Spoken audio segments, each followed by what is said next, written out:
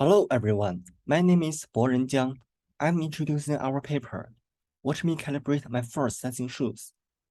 In the literature, there are three ways to enhance the foot force measurement quality for the humanoid robot. The first is improving the sensor's quality. The authors modified the barometric pressure sensors to replace the poor factory default sensors in the non-robot feet. The second is improving the design of force sensing module. The authors designed two-layered force sensing shoes to facilitate all of the sensors to engage. The third approach is applying manual calibration. It includes calibration of single load cell and calibration of whole force sensing module. However, this method needs to be implemented frequently since force sensors drift as the environment changes. And second, performing manual calibration is time-consuming and requires human intervention. In contrast, we propose a self-calibration method. In our method, the robot is commanded to reach several sampled double support configurations. After that, the robot moves its body following planned trajectories. Then, the optimal sensor parameters are determined by minimizing the error between the measured center of pressure, ground reaction force, and their modeled references. As a result, our research has two main contributions. At first, a novel self-calibration method is proposed. Humanoid robots are equipped with embodied intelligence to calibrate their foot sensors autonomously. Our self-calibration method can measure center of pressure and ground reaction force without human intervention. It can be used for long-term autonomous tasks.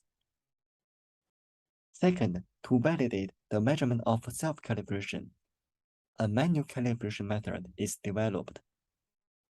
This method incorporates force plate calibration techniques, enabling high center of pressure measurement accuracy.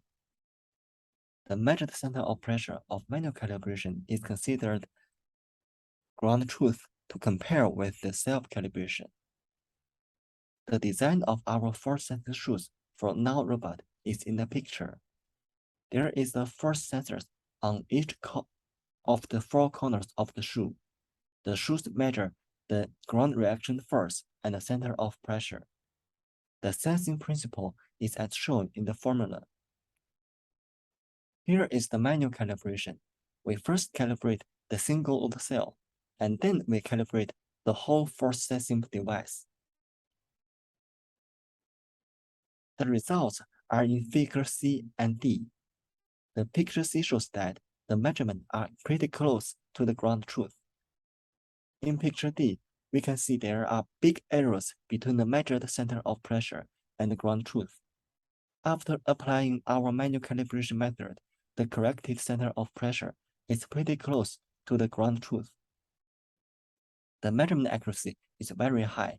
The same result can be found in the numerical results in the table. Here is the self-calibration method. At first, we determine the double support configuration. Each double support is defined using the position and orientation of one shoe relative to another with 3 parameters. We first discretize these parameters in the robot's allowable ranges, and then randomly sample in the discretized space. And then for each sampled double support, a whole body trajectory is generated using trajectory optimization. It makes the robot move its center of pressure along the blue line in the picture B. Here are the 5 different support configurations and robot whole body motions. The modeled center of pressure is as shown in the blue line. When the robot moves, the center of pressure is following the reference trajectories. We have 2 assumptions during the robot whole body motion. The first is quasi-static assumption. In the picture A, the measured ground reaction force during the robot motion is quite close to the robot weight. This verifies the first assumption. And the second assumption is model assumption. In picture B, the model center of pressure is near the measured center of pressure in manual calibration. Besides, the small errors in the numerical results can validate the two assumptions. Here are two examples of training dataset. The top, middle, and bottom are the evolution of robot motion, center of pressure, and ground reaction force. The teal line is the measured using initial guess. The blue line is the ground truth. And the red line is from self-calibration. We can see the measurements of self-calibration are quite close to the ground truth during robot motion. The center of pressure path after self-calibrate method is near to the ground truth. The ground reaction force of self-calibration is almost the same as the ground truth. Here are two test examples.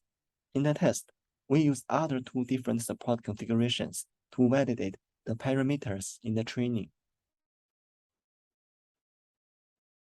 We can see the measurement of self-calibration are very close to the ground truth in the test dataset. Finally, the numerical results show that the self-calibration can dramatically reduce the error of the ground reaction force and the center of pressure. This gives an autonomous self-calibration method with high measurement accuracy for the humanoid robot. Thank you for watching.